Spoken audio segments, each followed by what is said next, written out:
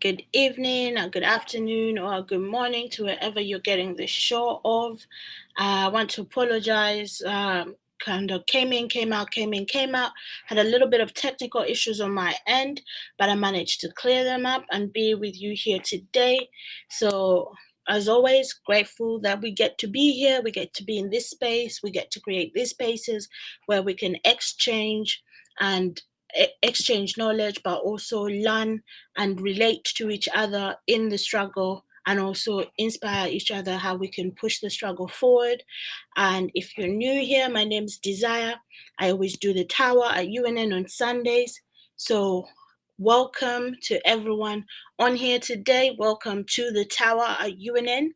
And today we're going to be talking about, as you can see, we're going to be talking about, first of all, we're going to be talking about elitism, and we're going to talk more in depth about why has Museveni built an elitist class around him, not only for his survival, but for the longevity of what he has built, and which is, of course, the leadership that he has installed in place, and why we even hear discussions about his son becoming president, and why it is that it's one class that is affiliated with politics, and how inaccessible the political arena has remained to the Ugandan masses. So welcome aboard. I want to welcome all of you who are here. So before I start, just a disclaimer that so usually I am produced by someone else, so I usually do have the anthems on hand, any state's anthem or even the national anthem itself. But in the case that I do not have it, I will go ahead regardless and acknowledge one of a state in Uganda. So I will take this time, of course, to acknowledge the contributions, not only culturally, but also in terms of economically, how Busoga State has contributed to Uganda, and not to Buganda, to Uganda.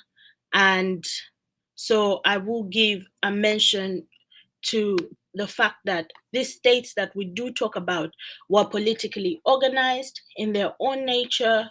They inform our indigeneity, our identity, and most importantly, they tie us back to the land, which is a resource that is meant for the people to build for themselves and grow. So without staying too long on the matter, I'd like to start today's program. So firstly, today we're going to start with, I'm going to first introduce the topic. So as I said before, today we're going to be looking at, of course, elitism, and how has Museveni built an elite class around him for his survival, not only his survival, but for the longevity of course, his form of governance. So today, our main source, I will be covering the chapter of elitism, and this can be found in the book. It's the book titled Class Struggle in Africa by Dr. Kwame Nkrumah. This is where we're going to be getting most of our information. So in order to start, we're going to go ahead and start with a video, so to set the pace for what we're going to be doing today. So I'm going to go ahead, first of all, and share a video to inform what we're going to do, to just set the ground for what we're going to do today. So I want to go back to where this all began, the beginning of Museveni's government. So we will watch this video first, and then we will come back with another video. On January 26, 1986, the NRA fought its way into Kampala and the military junta fled. A new leader was sworn in as president. Nobody should think that what is happening today, or what has been happening in the last few days, is a mere change of guards. This is not a mere change of guards, I think this is a fundamental change in the politics of our country.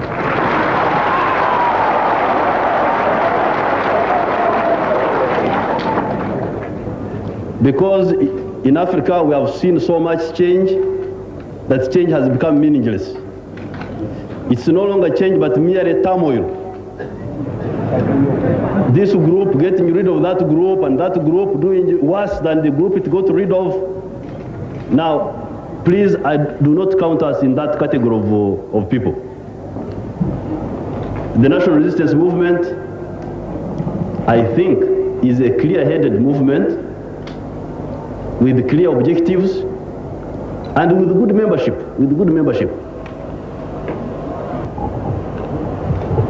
I think it makes a very big difference from the situation in which we were, where the very people in power were they themselves encouraging evil instead of trying to combat evil. I think this is a slightly different situation. So as we can see from that video, of course, Museveni has already dug a hole for what would be his legacy, or what we know as his legacy today. So with that in the back of our minds, I would like us to watch the next video, which is going to be Museveni's campaign video into, of course, the elections that were recently had in 2021. And this was his campaign video of why he should attain presidency, which is after, of course, manipulating the constitution twice in order to even be able to run as a candidate and looking for a lifetime presidency. This is how he chose. So I want us to think about how Museveni came into power and the words he said, and the class and the people who he talked to and sought to appeal to, versus also in the end who the same class of people he's seeking to appeal to, and who every leader who goes into power has to appeal to the masses, which is the working people and the working masses. And I want us to take Museveni's governance as an example of how this works, and then learn of how then this system is built into a system of oppression and a system of repression and a system of segregation of sorts, not only economically, but also in terms of access to resources like education, healthcare, work opportunities, livelihood, and all things that affect our beings and further lead into exploitation. So let us look at his campaign, his campaign video that he had for securing your futures, and still take note of the people who he's speaking to, the group of people that he's speaking to in our community. And then we will get into today's topic. 80,000 Asians installed by the British in Uganda at the beginning of the century controlled 80% of the country's economy. In 1972, after a dream, General Amin declared the economic war. Shortages of essential commodities started to bite. Sugar and soap became luxuries, prices skyrocketed, and the black market flourished. The subsequent governments struggled with different economic policies to revive the economy, but with little successes. I think this is a fundamental change in the politics of our country. In the late 80s, the NRM government fully adopted the free market approach and has led to considerable growth. They first came and sold products here by importing them. Then they found there was a big market, and then that's how they said, no, it is better to make them here than to import. All of those have big markets here internally. But then there's also the regional market of East and Central Africa and Southern Africa. You have the market, you have increasingly low costs of doing business. We can export to the USA 6,500 products at zero tax.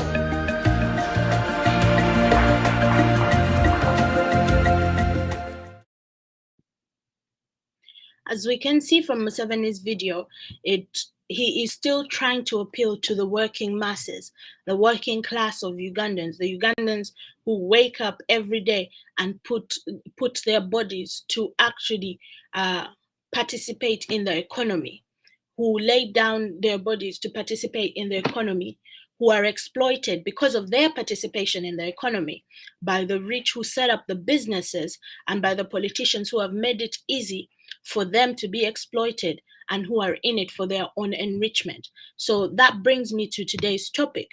So today we're going to be talking about elitism.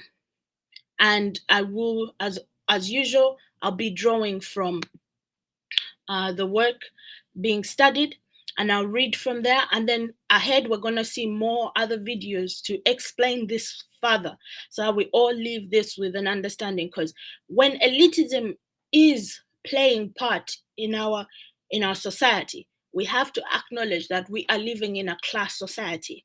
And by acknowledging that we are living in a class society, there ought to be a consciousness of the classes, especially the class that is being sat on and suppressed by the minority class, which is, as they call themselves, the silent majority, but that is the minority class that is sitting on the majority class, that actually is the workers, the people who we see working in, the people who work everyday jobs in Uganda. And by this, I mean people working in the factories, people working in the markets, even people working in business, in these businesses, in hotels, people who are working in supermarkets, people who are working every day to uphold these big businesses that have been set up, that attribute, even the miners who work in these mining sites in the different states and gain nothing from those mine fields that are even on their own pieces of land.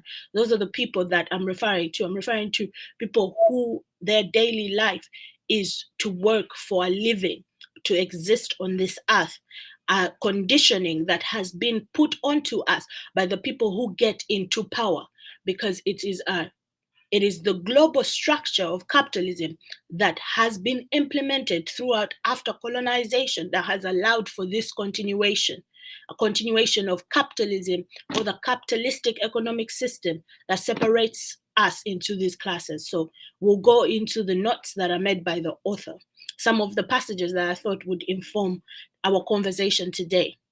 So Dr. Kwame Nkrumah goes ahead to say in this chapter, in essence, elitists assert that in practice, the minority always exercises effective power, and that the dominant minority can never be controlled by the majority. I think this begins to paint a picture of Ugandan parliament versus the people. They are the minority, they assert all power and dominance, but the majority, which is the Ugandan people who vote and elect them and put them in those positions of power, are then stripped of all their power. No matter what so-called democratic institutions are employed, we all know we go to elections, elections are held, but still this minority has this power and strength over a majority, which is the nation itself, and also can be an excuse for non-performativity. The author goes on to say, the cohesiveness of elites constitutes their main strength. They always work together. This is something we ought to know. They are small in relation to the nation as a whole, but they are strong out of proportion of their size. Bourgeoisie theorists seeking to justify the continuance of capitalism have found it necessary to fall back on elitism. They cannot, by any rational argument, justify the harsh irrationality of capitalism.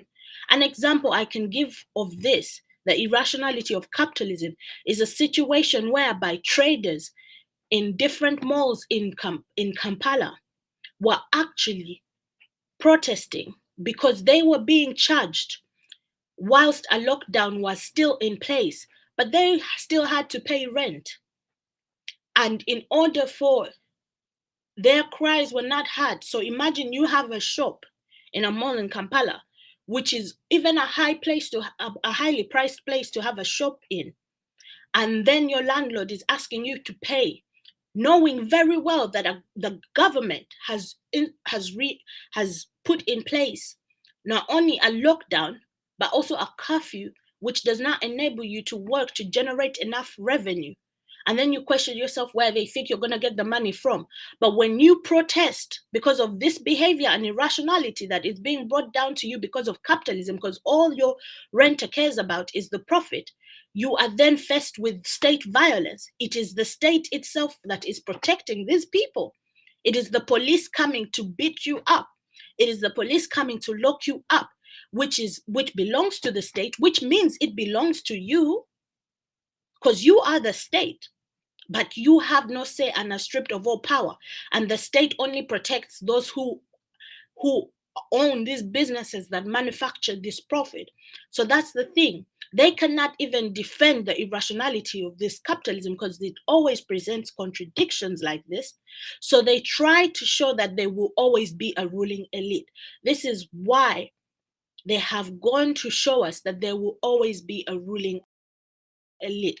That government and parliament will always be governed by a certain class of, and that government is always in the hands of those most fitted to govern. Even the idea that there exists a character who is most fitted to govern a people itself is an illusion and doesn't exist. But the way how we have been trained and programmed with all the propaganda, especially in Uganda's sake, it's either the people who fought and won the war or the elites who have studied and can fill these roles. Then the author goes on to say, in maintaining this, they evade the reality of the economic class structure and class struggle in a capitalistic society. So this is something we ought to look out for in our leaders. And this is something, if in all honesty speaking, so we're gonna watch another video soon ahead, is we look for leaders who are going to acknowledge how fractured the society has been into a classist capitalistic society, but not only leaders who are promising to change on it, but actually have strategies and plans of combating it. Not only the leaders, but a system that will provide for that. Because it's not only the leader who can promise you that they are going to change an economic situation in a country. Because Museveni, as I said, let's keep those two videos in mind because they're very important. Museveni came into power promising to fundamental change, especially that would change the livelihood of people economically, welfare-wise. And Museveni is still promising the same things he promised in 1986. In 2019, securing your future still has the same tone. It's still the recycled same lies that he comes into power to change the livelihood and the beings of people by having welfare. What is it called? What did Museveni call them? He called them, if anyone knows it, to put it in the comment section, he called them wealth creation tours, because he actually had wealth creation tours. And it's still the same rhetoric and jargon that is being used and promised to the masses, not only by Museveni, but by opposition, that actually their well-being is going to be changed through this democratic process. But in the backdrop of all this is a class of people who seek to make sure that those class societies remain, because then they get to hold on to power. That's how it works. It cannot work when the majority have power. That means the minority will not have power. So unless they suggest a system that is actually going to revolutionize that system that creates such disposition for the majority, they are not telling you anything different from what you're experiencing now.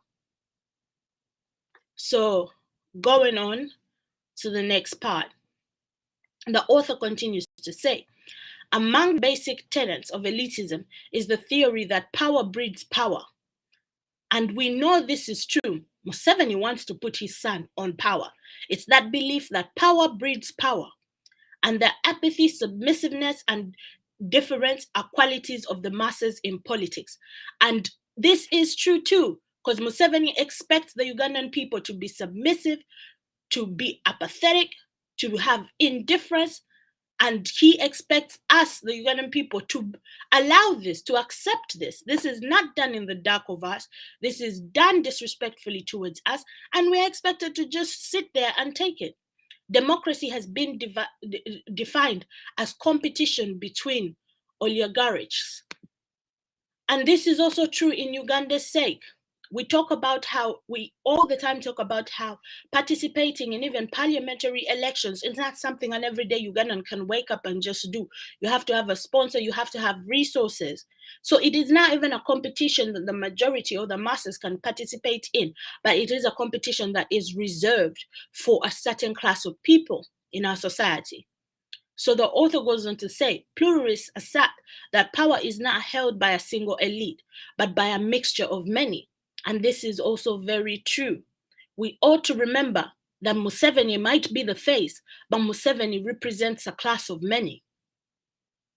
Power is regarded as cumulative, wealth, social status, power, political power, being interwoven. And this is also true. If you see anything that is not true in Uganda's situation, please do let me know. How is power woven in Uganda? Via strength, social status, and political power. You cannot participate if you do not have those three things. So connected with this view is the idea of elite consciousness. It's the idea that they have that consciousness of the masses.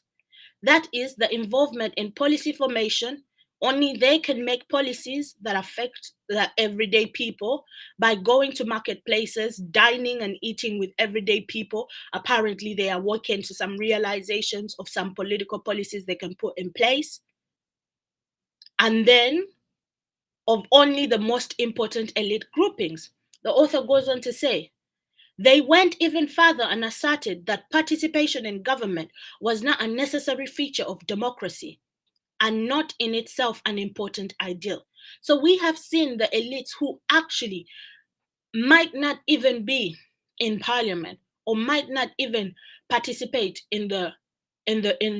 might not participate in the democracy. How many people does Museveni just appoint who are part of his elitist club? How many people does he wake up and just appoint into power who have served him for a while? I don't remember the last time Eli Tumwine was ever voted for by a Ugandan. If anyone remembers the last time you actually went to a ballot box and you voted for Eli Tumwine, please let me know. We need to understand as a people, we need to understand as a people going against the system, we're not only going against individual politicians, but we're going against a class system that has been reinstalled to systematically, and it's not only for Uganda's sake, this is a global reality that is being faced by the working class. And there is need for the working class to actually organize themselves, to reorganize themselves, to actually have better conditions in their own contexts. And for us, that comes in the context of Uganda. The development of Uganda ought to serve us. The system ought not to be profit-making, but for use for Ugandans. The welfare system needs to meet our needs. Development has to be structured around us. But the reverse is happening, where it's structured to fulfill the needs of a single small class, who are the ruling class, who have classified themselves as the elites, who govern whatever happens in politics. They handle all the contracts that have to do with development projects in Uganda. They pass these amongst each other, and any Ugandan that tries to make even an endeavor or contribute to a certain industry, it is killed before it even begins. An example that I'll give, we talk about Acholi State, and let's talk about, before I never knew that anything could grow in Acholi, and I'm just being honest, and that was total ignorance. But then when you go and actually read about what the history in Acholi, I start to realize, because it was pure ignorance of thinking that everything that happened north of Uganda had nothing to do with farming, but a lot to do with cattle rearing. But when you do your research, you start to realize that Acholi is actually one of the areas where some of these food crops are grown, such as millet, sorghum. And it's a place whereby war was placed there, destabilizing this system, the agricultural system that not only used to serve the people or the working masses and was a way for the people to utilize the land, but because of the war that was put there by Museveni and his government, it also resulted in the stealing of these fertile lands or arable lands of the Acholi people, and then putting it back into the same hands of the elitist class, where Salim Saleh has a lot of land in Acholi State. So it is this realization that this is only serving a particular class. And us, we need to recognize the class that we stand in, because we can only come together as that to transformatively change the system at hand, because it is a system put in place to not change just because we change the leader. It can only change because we change the system of governance. So we will go ahead. So as we see already from this, even the democratic process does not matter as long as this elite class is together and holding power together. So you going to elections is not going to change a single way of how they function or move around in terms of the policies that are put in place to govern you, because they are cohesively together, because they have to make profit at the end of the day. So you're wasting your energy when you go to the ballot box, and what is sold during campaigns is just lies, basically, because Museveni has been saying the same thing since 1986, that he will fundamentally change the livelihood of Ugandans. And he's still saying it in 2019 when he made this video, only for him to actually draw back to what Idi Amin Dada, who is the dictator, did for Ugandan working class masses when he reckoned what the British had done by bringing the Indian coolies into Uganda and creating a class system that was actually based on a racism of them being at the top and the Indian coolies being placed next, and then the Ugandan Africans were placed below that and had no access to these resources. It was Idi Amin that then decided that no, the Indian people need to be repatriated back to India in order for Ugandans to have access to these businesses. And it's a tentative subject that has been discussed differently in different times, but it depends who is discussing it and to what benefit. But Museveni can use it as an example in his video, a person who has done nothing for the Ugandan people. But when we talk about it as Ugandans, to draw back to a time whereby the working classes seem to be getting access to actually their means of production, then you're talking about you're glorifying Idi Amin Dada, the dictator, and you ought not to talk about it. So these are all things for us to think about. What is really being presented to us, and what are the gaps that we need to fill ourselves? So the author continues to say, there can be no class within a class, but there are elites within a class. Elites arise from the development and the formation of a class. As you can see from this picture, you start to see how society is set up, with profit being the main part, the rulers taking the rule, the people who do all the fallacy and the propaganda being in the middle. The army and military is always used to push down the masses and repress them. And then you have the ones who dine and eat on the blood and the tears of the masses. And then you just have the people who actually work to feed everyone within that system and work to actually get profit for everyone in that system, which is majority of the people. So, as I was saying before, we ought to think about, what class do you find yourself in? Start to identify with that and then start to work towards a class consciousness. But as we do this, let's keep in mind that one single leader getting into power in the same system that Uganda has today is going to provide no difference. As I've said before, this is that it doesn't matter for them. The democratic process doesn't matter and doesn't change the matter of fact that it is still them in governance. So in order to continue, we're gonna first go ahead and watch another video, because I think this video will set pace for everything that I've said thus far. And then after that, we're going to watch two videos back to back. So I'm going to start with one just to show the context, so that people just don't think I'm waffling. These are things I'm not just out here speaking of because I'm discontent, but these are things that have been happening as far back as 2014. And I want you to see the togetherness that the elites have amongst each other, regardless of how they get into office. This is a video of members of the parliament of Uganda back in 2014. All agreeing that they needed a pay in raise. for doing nothing, even back then.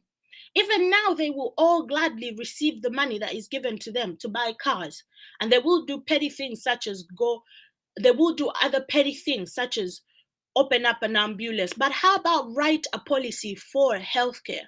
How about write a policy beckoning for the building of health institutions, or even just the basic improvement of Mulago's facilities, other than Mulago being shown on TV every day for its inadequacy? But let's watch this video of back in 2014 of politicians asking for a rise in pay, and they all agreed. Like, I want us to know that they will agree with each other. They are together in this, and you are on your own. NTV has obtained a copy of the report, which shows that Parliament intends to spend 332 billion shillings this financial year. But as lawmakers wait to debate their budget, NTV has reliably learned that some MPs are planning to move a motion recommending an increment in the salaries and emoluments of MPs. Although the proposed salary increment is not in the Legal and Parliamentary Affairs Committee report, sources in Parliament told NTV that a group of MPs plan to raise the matter on the floor during the debate on the budget of the Parliamentary Commission. Not surprisingly, all the MPs who engaged supported the proposal to enhance their salaries and emoluments. If they are to review, I would support it. I would also support it, so that you are cushioned against some of those shocks that members of Parliament get. I would rather that we have that done for MPs, but coming together with a law akin to what is in Kenya, where members of Parliament are prohibited by law from making unnecessary expenditures and donations. The salary you're giving a member of Parliament right now is low. Parliament determines its own salaries or emoluments for its members. Is a constitutional matter. It's a constitutional mandate. The MP's salaries are computed using a complex formula which puts the basic salary at 2.5 million shillings. But with allowances, MPs' pay ranges between 20 and 25 million shillings, depending on how far their constituency is from Kampala.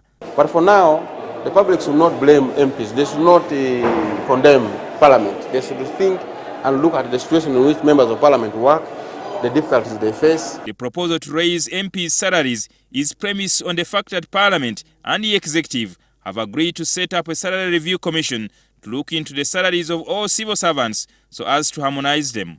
There was what was called Constituency Development Fund. If that could be revived and improved, like the one of Kenya. A few days ago, Speaker of Parliament Rebecca Kadaga admitted that many MPs are heavily indebted. There are members who find difficulties walking outside the presence of Parliament because the bailiffs are waiting, they are moving around the gate. If you are paid to go to Mbarara and you go to Mbarara and you come back, that's not an earning. You have not earned. You have been facilitated to do your work. So I would be a beneficiary of an increase in the salary. So that's what the public should understand, that we earn 1.5 million after tax. It is emoluments is to enable us perform our duties. MPs will continue being broke. The public will continue perceiving them as over-earning, yet not. President Yoweri Museveni has foiled MPs' previous attempts to increase their salaries. He advised that salaries of teachers, medical workers, police officers and soldiers who are poorly paid will have to be considered first before the MPs. Jingo Francis, NTV Weekend Edition. You know what? That comes as not a surprise. But from everything that I'm saying today, if we all can pick up this message of the next video that I'm about to play, then we will be okay as a people. Because we need to start recognizing the role that we play in all this. Because MPs can do what they want to do. Flag bearers can go ahead and do what they want to do. But when we understand the change that we want to see systemically, and we attack the system from its roots and be radical about it, which is to attack the problem at its roots and understand the problem we are fighting, which is a neo-colonial system, but a neo-colonial capitalistic system that has been tied onto not only us as Uganda, but on the African continent to loot the resources but also to loot the resources and control our minds. Once we let go of that and focus in on a systematic change and adopt this to our revolution, we can be okay. So I hope that this next video I play rings true to everyone and everyone takes something from it. Because this is a video I rewatch back and think about a lot and look at our political situation and all our political actors. And I realize that the job that we have to do as the masses is the biggest job. And it is our task to fulfill our destiny, because these politicians will lead us nowhere. So I hope everyone gets something from this video and you share it, because Kwame Ture, I'm going to play a Kwame Ture video next. This is someone I go back to and watch all the time. This is someone I've learned from just watching him online, and appreciated the art of organizing ourselves as a masses to get what we deserve and not to get the scrums that we're given, because we ought not to be disrespected like this by people who we actually put into power.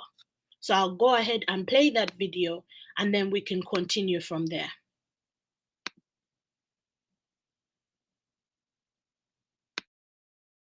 Our struggle since the 60s, you will see nothing but betrayals by the petty bourgeois elements in our society. The African bourgeoisie is the most corrupt bourgeoisie in the world. In Africa, they seek luxury in the midst of mass suffering. There are more Mercedes in Africa than in any other continent in the world. In America, as soon as they arrive at a position based on this blood of the people, they snatch that position and run away from the people. But you must not think that they represent the people. They only represent their opportunistic self, using the people every step of the way. So you must not be confused. It must be clear then, for the 60s, the class struggle in the African Revolution must be more ruthless and uncompromising than in any other revolution. Here then the masses must come without pity and without mercy to trample upon these reactionary pigs who, after the people have gained struggle through their blood, come to hand back the gains on a silver platter to the very enemy the people fought. This will come as a natural consequence. The people themselves are everywhere screaming that it's time for them to deal with these reactionary pigs. Even in America, they say, our leaders must be held accountable. They're only saying here that these people must be accountable to those who made it possible for them to get there. Thus, not only is the revolution inevitable, but it is clarifying itself and it is qualifying itself. For the African masses everywhere, the clairpoised position now for class struggle has become inevitable and irreversible. The petty bourgeoisie everywhere will be running for cover, but the masses will spare them not. Consequently, we who have dedicated our lives to the people's struggle, we who, knowing that the people will always be free, we, understanding that we must make a contribution to qualify our struggle since the 60s, have been dedicating all our energies to only one task: the organization of the masses of our people. The organization of the masses of our people. We are not running for mayor, we're not running for president. No changes can come from the top down. We're not stupid. Changes can only come from the bottom up. The masses and the masses alone can make them. If you want to learn something from the 60s, the lesson is simple: organize the masses of the people. Thank you.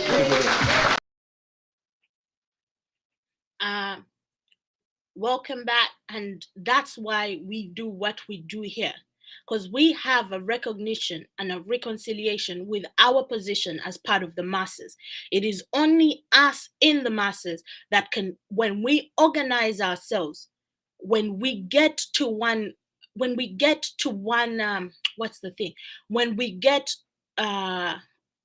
I've forgotten the word in English, but when we have that cause for ourselves, when we have that yearning for ourselves, when we have that direction that is manifested from ourselves, but when it is informed with a way and with solutions, we have the ability to actually change the situation that is put onto us by a small elite class. We wield the power to change that reality so that the reality plays in a better place for us. So change, what he said there, what I always take out, We are not stupid to think that change will come from the top up. And that's something that we have believed in as Ugandans for the longest time. And what has it brought? It has only brought genocide. It has only brought further impoverishment of Ugandans. It has brought and the impoverishment of Ugandans has characterized itself in so many different ways, with so many Ugandans having to flee home and go to all these different places and countries and relocate there to earn a living, fleeing their lands, fleeing their connection to the lands and their ancestry, losing their lands because they just don't flee their lands. Most of these lands are sold into the same hands of the elitist class. It has caused the miseducation, the misleadership of Ugandans, the disinformation that Ugandans are fed. It has caused what they call a confusion. But if you break down the word confusion, it's only a mixture of the word con and fusion. It is conship that is fused and put down in the masses as propaganda, and on a systematic level is placed into the society to destabilize it so that you never rise up, you never have a class consciousness, you never realize that you are part of the working class, you are part of what is called the libertarians. You are part of this class that is ignored, dismissed by the ruling class. You as a class can organize and get together and overthrow the system that is opposed on you for your disposition. This is why this all is done, so that they can enjoy the profits, the benefits, the looting, the extortion that happens within this system. And they can continue to, of course, serve their masters. Because we have to also understand that the bigger question is, of course, these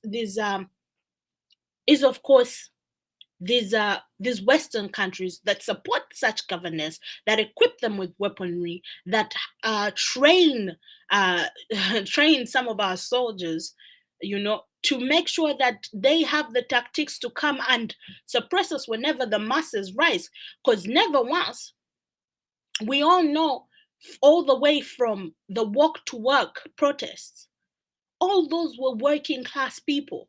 All those were people who wake up and go to their businesses in Kampala, in Echkuwo, these were working class people. And those were protests that were not only marching for the change of the face of the government, but hoped if the leader changed, their needs would be addressed. That in itself was a class consciousness, but one that was never even given the space to be talked about like that. One that was only given the channel. This is what happens with Ugandan politics. What we have a very classist society. But then what happens is politicians do recognize that. And this is not something that has been discovered just recently. This is something that has been used over time. That's why when Museveni came into power, he clearly said, we'll work towards the welfare of the people, because that's the gap that needs to be filled for the African people. Because the class system is not just Uganda, it's not just Uganda, it's a whole global issue. And Africans are really put at the back end of it, because it's classist racism. The racism towards Africans elevates itself into the creation of classes, whereby Africans, we have the bottom class, but we produce the most. All the resources that are needed for the development of these developed nations actually has come from us. Not only through the enslavement of our African people, but also through colonization. And also it continues now with the stupid puppets we have in power in the neo-colonial era. So if we start to recognize this, that we are not only suppressed as Africans, but also as a class of workers in the global structure, but also locally in our structures, and start to overthrow those governments and forms of leadership by introducing transformative leaderships that will structure themselves differently to actually better address the needs of the people, only then can we free ourselves. But just changing the face of leadership, especially if the face of leadership is not directly at the conditions of the working people, but is paraphrased to seem like it is part of that movement, it will not resolve the initial problem. These problems will carry forward.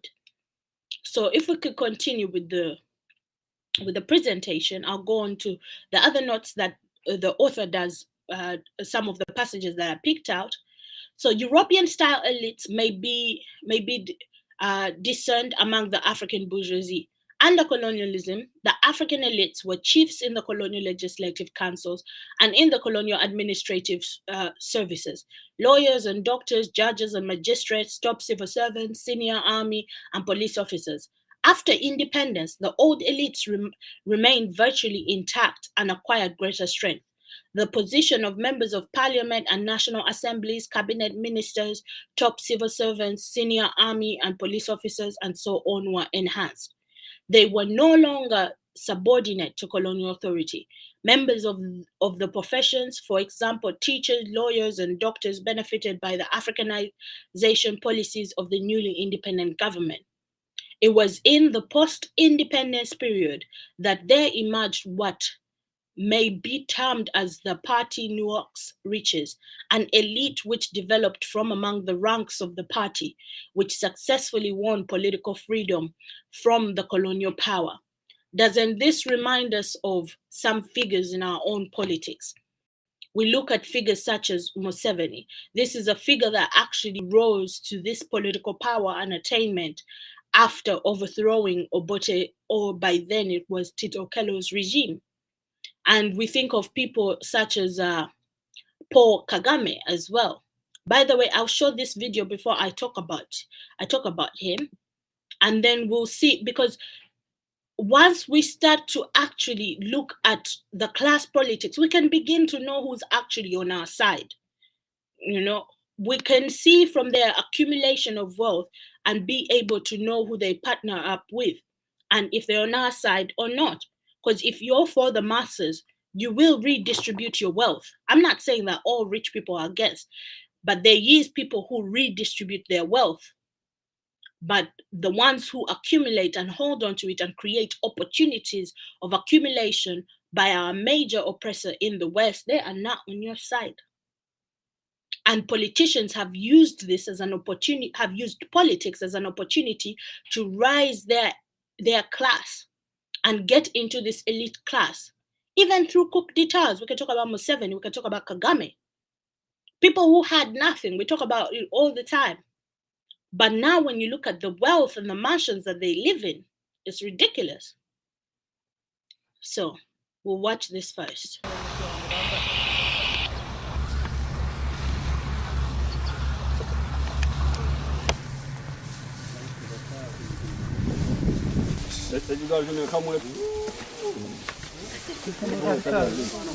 Come this side, take from this side to there, so we'll see the cows. Day 3 of the presidential visit here in Rwanda, here at the presidential ranch in Muhazi, Ramagana district, where His Excellency, the President, is being taken around on a very small and short tour of the President's ranch here in Muhazi. They've been looking at what, for both of them, is their passion, cows, and a little discussion here and there about the type of cows, the amount of milk they produce, and obviously the quality and size of the farm, the beautiful scenery here at the farm, because the farm is just adjacent to Lake Muhazi, of course, which is also part of His Excellency, the President's residence here in Muhazi, Ramagana district.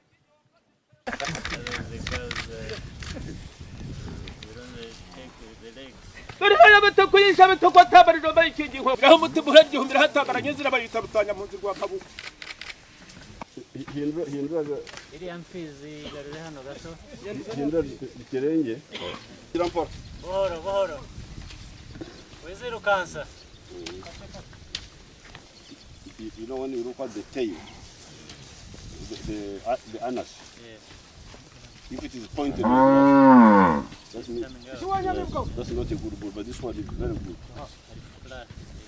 Very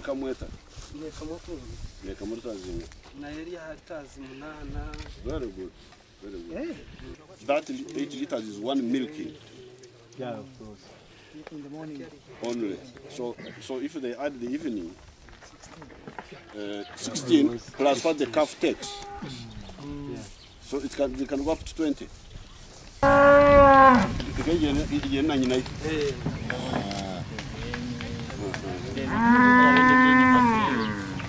This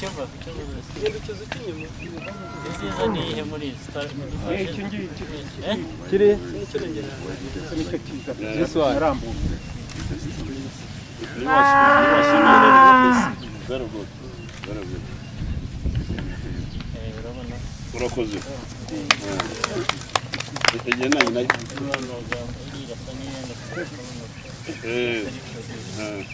A very rare opportunity here to be at the presidential ranch and exclusive to NTV, a moment with the presidents as they did one of their most favorite passions, grazing cows and taking a look at cows. An opportunity a short while ago where the president was offered by his host, President Paul Kagame, 10 beautiful cows, and His Excellency obviously very grateful for that offer on this day 3 of his presidential visit, official state visit to Rwanda, that will later this evening be commemorated with a banquet, a dinner hosted in his honor at the Kigali Serena Hotel.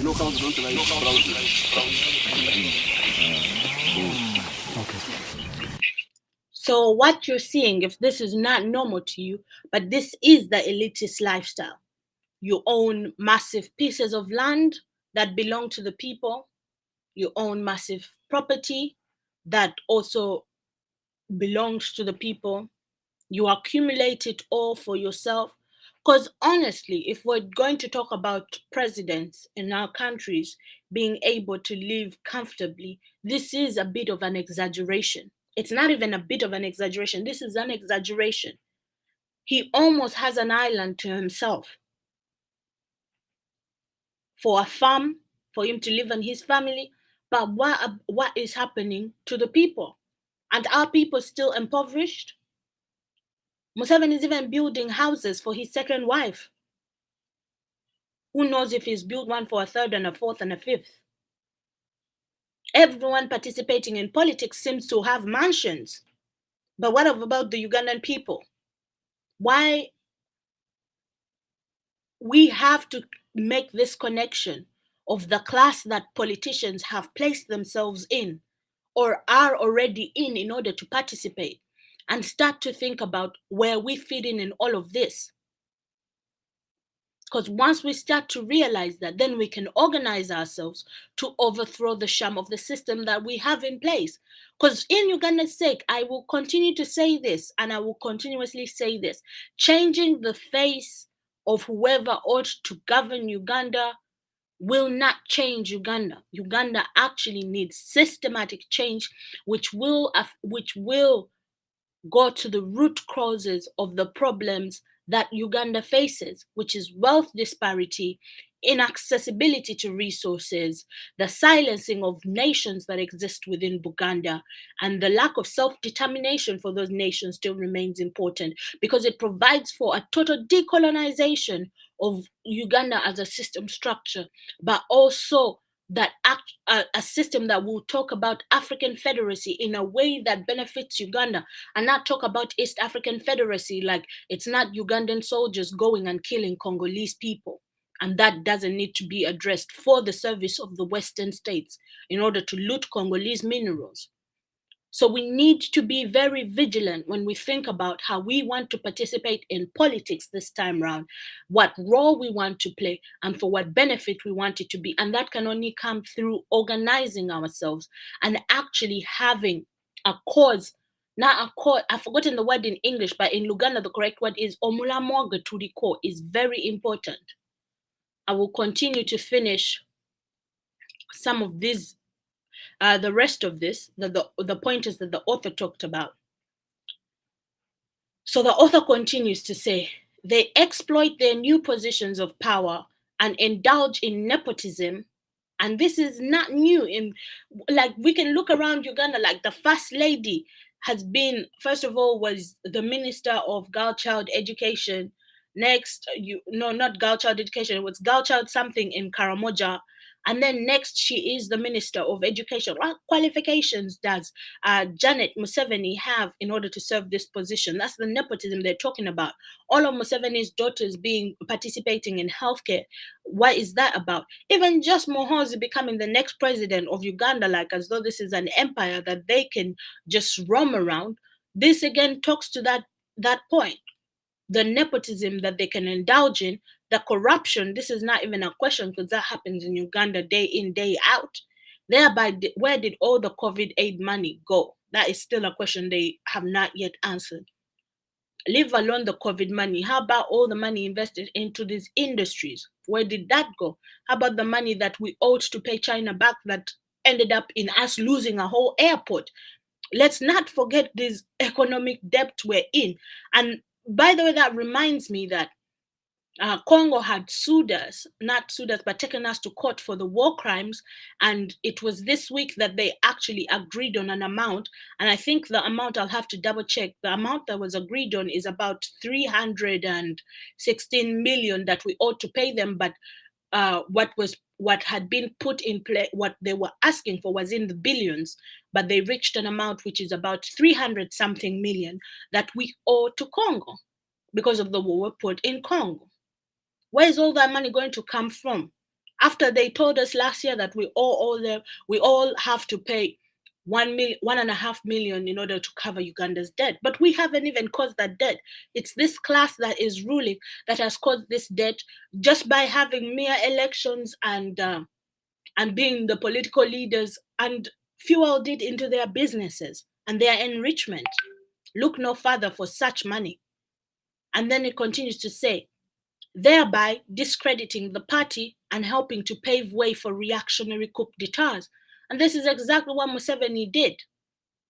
He had a reactionary coup d'etat. He woke up with 27 people. He only had one vote and decided to start a coup d'etat. But he didn't decide to start a coup d'etat. He knew people had started a coup d'etat against the government with legitimate claims, and he bandwagoned. And then when he was losing and was abroad, had to be called back so that he could ride the high horse into power. If you know your history and if you've listened to your history, it was reactionary. He was not bringing any fundamental change to Uganda. He was reacting to the political system in Uganda, because then he would play a major role for Western powers by being the puppet that he is today. The same thing goes for Kagame, whereby he served in Uganda's government, patiently waited, waged war in the Congo, went back to Rwanda, and plays the same role. And they both torture the Congo. These are reactionary leaders who have led reactionary coup d'etats to get themselves in position of power. The author goes on to say, the African businessman is in general not so much interested in developing industry as in seeking to enrich himself by speculation, black marketeering, corruption, and the receipt of commissions from contracts. And we see this happening all over Uganda today in terms of the business. Like, if you even think of the IRS money, and by various financial manipulations connected with the receipt of so-called aid. This aid, where does it all go? The African capitalist thus becomes the class ally of the bourgeoisie of the capitalist world. And the capitalist world is, of course, the Western world. It's the one that set this system in place. He is a pawn in the immense network of international monopoly finance capital. And if you've been watching my shows, there's a show that I came on here and talked about the merchants and mercantilism and the monopolies that have been created that were created and facilitated not only the enslavement of our people, but also facilitated the colonization of our people, which ended up being monopolies. For example, there are so many companies that still exist today. If we think about Unilever played a big role into the colonization of Nigeria and for Nigeria's oil. They weren't colonizing Nigeria just because they wanted to go and colonize. It was a business agreement. And the father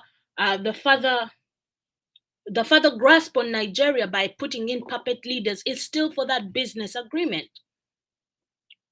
We talked about all the different oil that existed. And there was another company we talked about in terms of Uganda, Shell. When you look at Shell, the Dutch Shell industry, they were also looking at the oil that was the Albertine oil.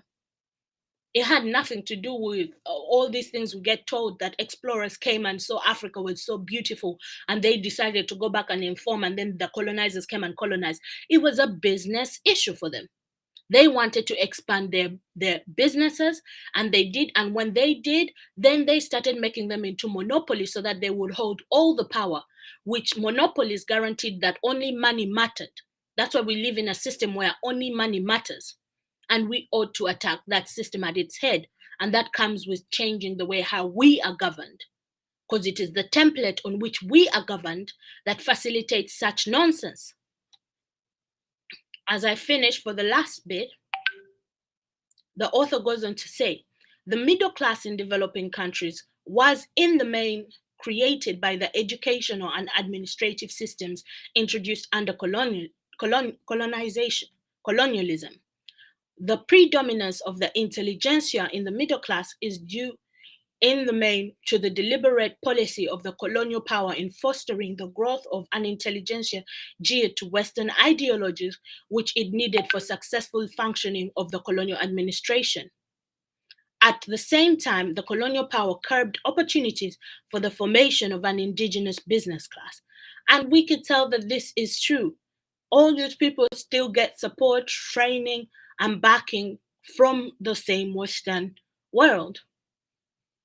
And this only did not happen post-independence, but also happened during colonization, that Mobutu was able to actually orchestrate the killing of Patrice Lumumba, because Mobutu has been part of that administrative, that elitist class or that middle class that has been created due to colonization. That's why in Burkina Faso with Thomas Sankara, you have what's his name? I've forgotten his name. Sorry, today I'm blanking out on names. What's his name? Sorry, I've forgotten his name. But the companion who actually fought with Thomas Sankara towards the liberation of Burkina Faso, then becomes friends and cuddles up to Western powers, who then help him take on a coup d'etat against Thomas Sankara's government, and later on his assassination as well. We can look at Dr. Kwame Nkrumah himself, whereby the CIA plays a major role in infiltrating and orchestrating a coup d'etat to draw him out of Ghana. We cannot start to dismiss that we are not only fighting the enemy within, but we have an outside enemy too. But the only way that we can get rid of both enemies is by handling the enemy within. So it continues to say, elite associations such as bar associations, medical societies, Old Fellows, Freemason, Rotary clubs emerge with the development of elites. These associations assist class formation by institutionalizing social differences. The existence of class feeling is shown in the desire to join associations and clubs which are thought to enhance social status. And the irony is that in Uganda's case, the major association to join, if you want to enhance your social status, I know I'm laughing when I say this, is because it is so worrying. This is the parliament. The parliament has become the main association. Oh, sorry, I was not sharing this screen while reading this. My apologies. Uganda's parliament has become the most desirable association or club to join as a member if you want to enrich or enhance your social status. It provides for the income, for the accommodation of the luxurious lifestyle. It provides for its acceptance, for its continuity, because we have to know there's people who remain in parliament so that this continues. So we ought to have a class consciousness, and we ought to address this revolution with Omulama, with a strategy. That's the word in English, with a strategy. And here, of course, the strategy we keep on beckoning is Uganda needs transformative change from unitary governance to go into a federacy, and a federacy based off of our indigeneity and the return of the land and the means of production to the hands of the people where it belongs, to its indigenous communities, and allow for a federation of government that will unite all Ugandans in but also will redistribute back the means of production to Ugandans to further enhance our way of living as a nation. And we ought to also rise up not only in recognition of that as a political change that can come our way, but also as an economic change that ought to come our way. Because we have to differentiate between federacy being given to us that we get Buganda State, Bunyoro State, Busoga State. We need the means of production, which is the land and everything that comes from the land and is of the land, and our ability to work on the land and produce from the land gets given back to its people. The economy to be controlled by that division of power, and not just a central government controlling all the money and resources and giving us empty shells of states. We need to know it, understand it, start to live it, and also rise up as a group and organize ourselves to be ready to take it on. Because this is the only way that we can see the change that we yearn for. Because there is no other way that we're going to even get that change that we seek to get through just changing. As Museveni said from his mouth, this is not a mere change of guards. It was a mere change of guards. If we want another mere change of guards, we must ignore then the needs of the masses, which is to address the class situation happening. So in order for that not to happen, we need to systematically change Uganda. So that is what I had for you today. If there is any questions, you can go ahead and put them in the comment box. I'll try my very best to read and address them. But if there is no questions, in the background, I'm gonna go ahead and still replay that video from one of our ancestors, Kwame Ture, because that message needs to sink in. We need to go back to it, and we need to organize ourselves towards the change that we need, that we ought to. But we have to understand also how the enemy is moving, so that we can always point the enemy within, because it's the enemy within that confuses us Africans. I've forgotten the lady's name, but she was talking and she was like, she said, when colonization happened, and this is also something that has been addressed by a couple of African scholars, when colonization happened, we all knew the aim was for the last shall become the first. And we knew that the first were by then the colonizers, who were Europeans. Therefore, the African ought to become the first in their land and take it back. But when the power was given to our fellow Africans and they started acting like the colonizer, we were very confused. Until this day, we remain confused by this fact that there is actually people within us that serve the European master. And we need to take care of that. And the only way we can do that is by raising our class consciousness. So I'm going to go ahead and play that video again. If you have any questions, please do put them in the comment section, and I'll get back to them after this video. But it's always nice to come on here and have these discussions and put this information out there, and so that we know what we want. We organize ourselves for what we want, because as he said in that video, change is not going to come from the top up. Change is going to come from bottom up. And it's us that need to be organized in order to face this adversity that has been put on our path to actually fully liberating ourselves. So I'll play the video one more time, and then if there are no further questions, I will go ahead and close today's show.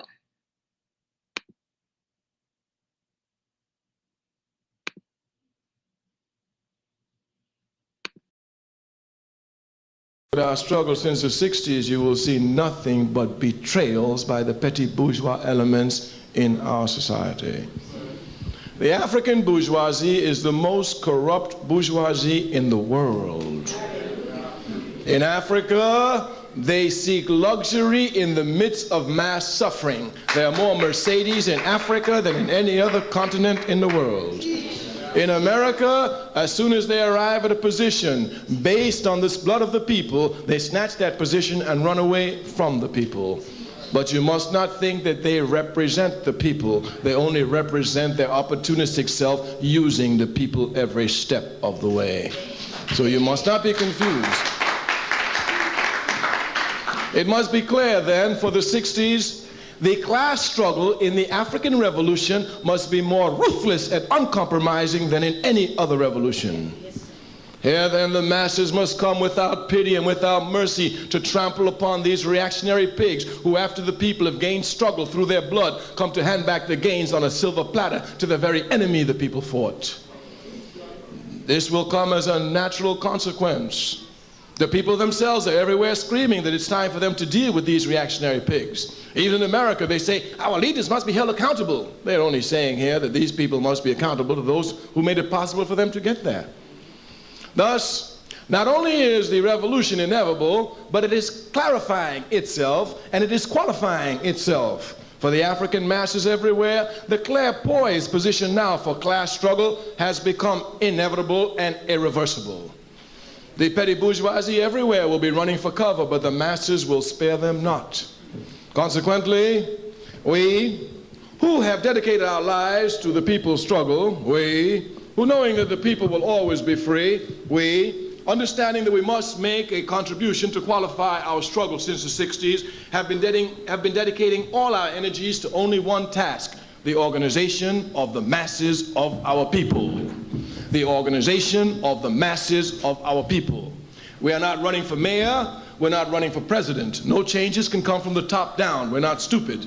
Changes can only come from the bottom up. The masses and the masses alone can make them. If you want to learn something from the 60s, the lesson is simple: organize the masses of the people. Thank you.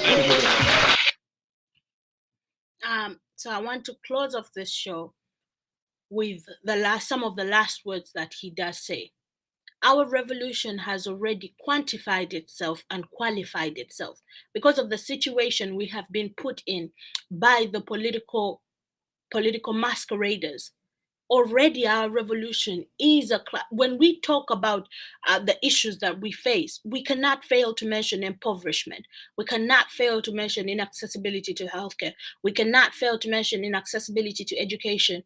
We cannot fail to mention human rights abuses. It has already qualified and quantified itself in a way whereby it is the classes of the workers that is being exploited, attacked, and suppressed. So the qualification and the quantification of this has happened, where we are also the majority when we talk about quantity. And that is why any politician on the rise always comes down to the masses to convince the masses to back them up so that they have political relevance. But also, because it has qualified itself, it is the masses that will bring about the change that we want to see. And our job on here, I will say in Luganda and I'll say it in English: if you have learned something, or when you know something, your job as an organizer or as a people who we are organizing ourselves amongst the masses, as he said, we're not looking to be mayors, we're not looking to be presidents. We're looking for the change that we want to see. It is our job, it is on our shoulders to teach the next person and then teach the next person and make sure that this message is not only kept to ourselves, but it is kept within our class, which is our mass struggle. The people who are facing the same issues as ourselves, or even the people who feel for the issues of the masses. Because as I said before, not every rich person, to a certain extent, although majority within this capitalistic system, will end up serving the masters and the needs and the contradictions of capitalism. Some actually look to the redistribution of their wealth. So there is people who do feel for the masses, which is rare, I would like to reinstate again. And in Uganda's case, politics has only created an avenue for these people to start out their business plans. Let us not act like the participation in politics in Uganda is now a source of revenue and income. People even count their payment before they win their election.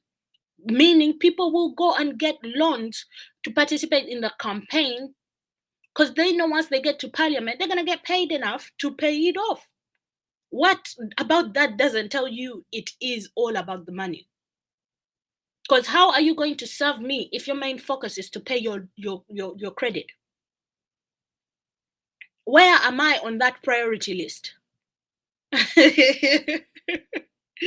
So we ought to organize ourselves. We ought to teach ourselves. If you've understood it, it is your job to spread it further.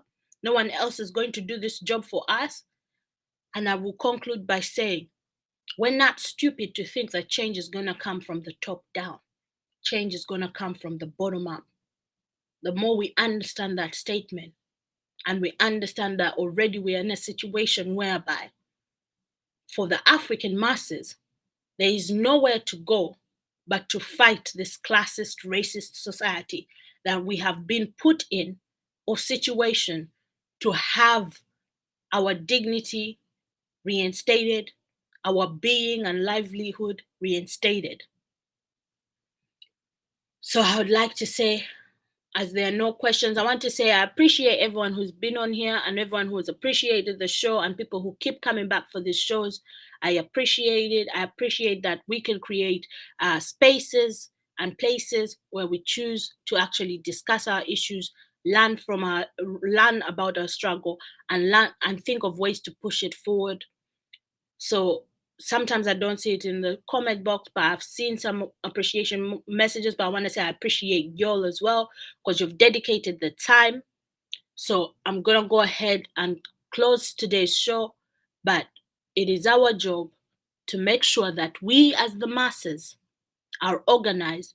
We cannot wait for the next politician to get the strategy for us or the mulamwa for us and be told to actually wait to be told the strategy, because we've been in that situation before. We still currently are in that situation.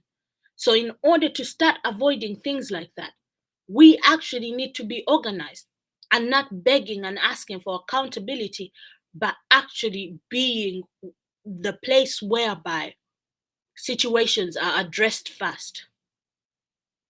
So thank you so much for everyone who's been here.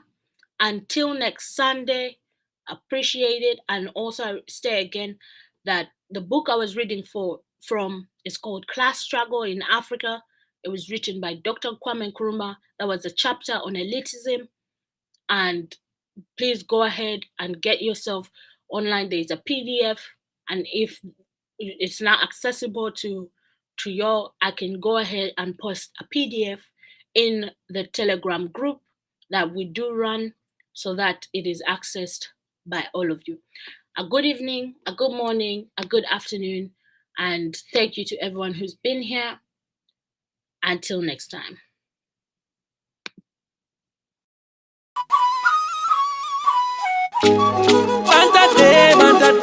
Abalangira bantade mirembe Kezo mulangira suna tese akama walero Kano kama Kabuliro yo kwenesiga Akama Kagamba munago mesigwa Kano kama Kabuliro yo kwenesiga Akama Kagamba munago mesigwa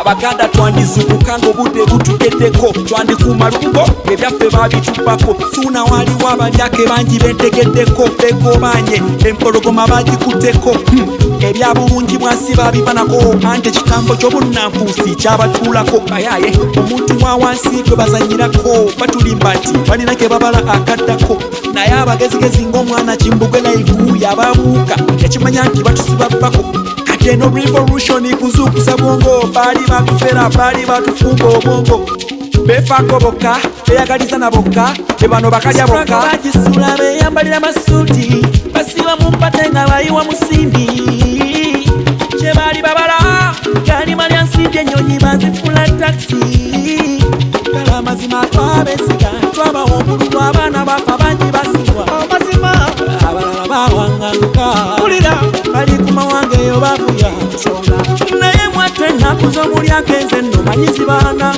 nalime wagonda wuya n'atera kugenda wonyigiriza ennyindo lindako ebinajja naye bwenfuna federo nawo n'ebinajja kano kama kabulira oyo gwennesiga akama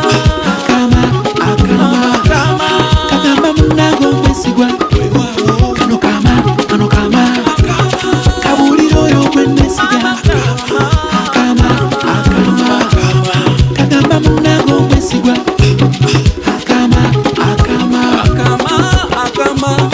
kabaka wafa twetaaga kwanga mujeiko olabe bulende bweya munnange luno lwoya lwa nnyindo nkubasamboko waluganda yonna gyoli kikukwatako wamma abaana b'ebulaya namwe abaana bawakamba kamba njagala tufuuke ekitole tulwanire federo lyeko nange ndyeko ne kabaka waffe muwenda kyanonya wamma abaana b'engoma ndesakamba alangira bambejja kakakamba maama abaana b'omusuka kakamba mwe mulimu ekyama omwava ekyama engonge enfumbe olugambe senene ab'ekinyoma ekyama mulindwa kyambabulira mwenna abaana b'engabi akamba mukagabane n'abo abaana b'ekkobe n'enkimwendira namuŋŋoona oli wakasimba ab'eddira enkula n'ab'enswaswa ab'empologoma bafunye akama n'abo abaana b'enkubu bafunye akama abaana b'empeewo kakakama abakatimbuma kakakama ab'engona mu abaana b'ente akama komukabulira abo abaana b'ekibe ab'embwana mu ab'ekibe akama mukakasuka eri mu baana b'envuma abaana b'emmamba akama mutima nenge waliwo akama endiga enjovu kakakama embuzi n'enjobe kakakama engerebwe n'enkejje kakakama obutiko n'akasange kakakama wamma b'enkebuka akama mukagabane n'ab'enjaza kuno mulanga basoga bakyoli bagisu banyero batolo banyakole ati akama munanga akama mwenna akama kembagamba federo tuve mu munino tukwatire wamu olutalo lw'okunoonya federo katonda yamba okumire kabaka wange tata katonda tasa okumire kabaka w'omutanda.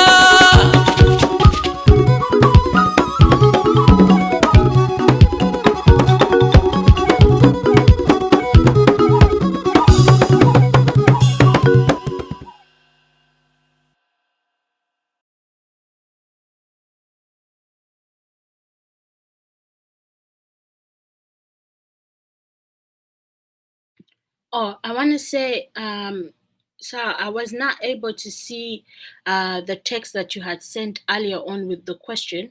If you can go ahead and then retype it, because I'm still here in the background, and then we can have at it and have a discussion around it. And I can show it on the screen as well. I'm sorry, this is a bit different format to work with since I do not have a studio number, or I'm not using the main studio, actually is the right way to say. I'm currently not using the main studio, but using a sublet one. So I'm not able to use all the facilities that come with the main studio, including the phone number. So I can use the chat box in order to address any questions that you might have. But the problem with the chat is sometimes I don't see some of the other messages that have been sent earlier on. So if you're still on, if you write it right now in the text box, I can go ahead and then show it, and then we can speak on it or talk about it.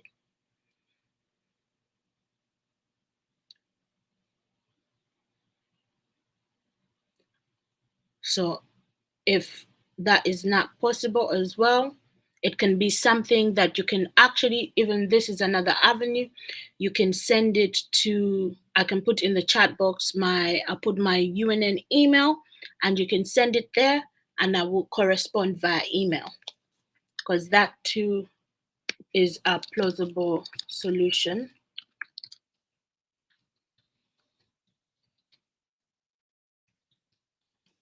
So do send it to that email, and then we will go over that.